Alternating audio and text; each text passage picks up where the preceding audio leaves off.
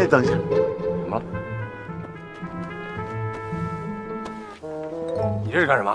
师傅说了，打猪肉之前先擦手。它就是本国最特殊的神秘部队，这里高手如云，卧虎藏龙。因为在曾经的部队中，不会射击的厨师不是好战士，甚至张藏方在战场六神无主之时，连长依旧将他扔到这淬火锻炼。今天我们来看看深藏不露的炊事班到底有多牛。首先我们要知道，以往老兵不想退役，就会进入炊事班，继续在部队服役，所以几乎都是兵王级别的人物。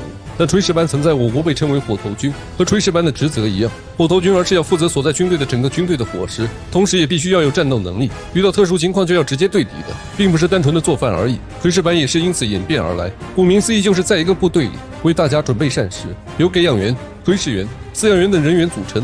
虽说是负责的全部伙食，但是他们也会照常进行训练，训练强度也不会存在什么水分。因此军人在进入炊事班之后，一样会在长期的训练中练就扎实的军事技能。毕竟炊事兵也是会上战场的兵种。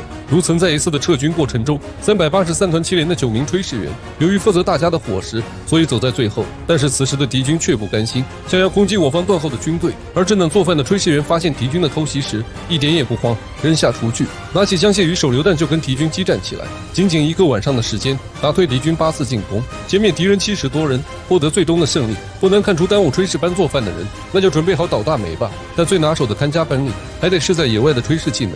虽然有压缩饼干、军用罐头一类的野战食品，但是长时间的使用，就算是经过千锤百炼的战士们，也难以维持身体各项需求。所以日常饭菜还得是军队饮食的主角。而在野战餐车不能步步紧跟的情况下，卖锅做饭垒无烟灶就成为了炊事班战士拿手的技艺之一。要知道外面搞炊事保障的条件，比在连队里面是要差还几百倍的，非常考验炊事班自己平时基本训练是否扎实。如炊事兵主要练一些刀工、肉工、炊事器械、炊事车辆单手操作之类的科目，到了班协同训练时，就要进行炊事车或炊事挂车的协同操作，野战给养单元的协同操作之类的科目。到了战术训练阶段，就会涉及到炊事阵地开设、热食制作、前送等一系列战术科目，做到在野外前线的食物应战保障。总的来说，既要下得了厨房，更要上得了战场。这么硬核的炊事班，堪称解放军中的扫地僧。不过现代的炊事班虽然没有那么的传奇故事，不过也是非常英勇的存在。所以无论是什么兵种，他们都是世界上最可爱的人。